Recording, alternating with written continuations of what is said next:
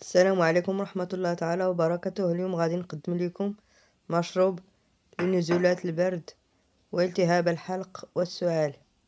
المقادير: عصير حامضة، زهرة الكركدي، يسكنجبير، الحلقوم، الماء. في اللول خليت الماء يغلى وضفت ليه زهرة الكركدي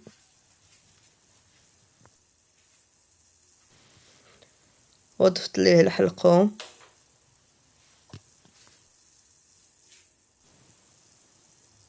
يسكنجبير، العصير ديال الحامض. ودابا غادي نخليهم يطيبوا شويه. الى عجبكم الفيديو ديروا لي الاشتراك والاعجاب في القناه ديالي قناه بنت سوس.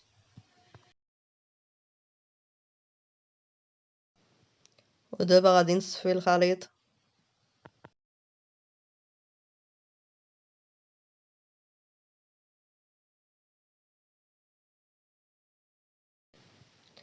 ها هو المشروب ملي صفيتو، نتمنى يعجبكم.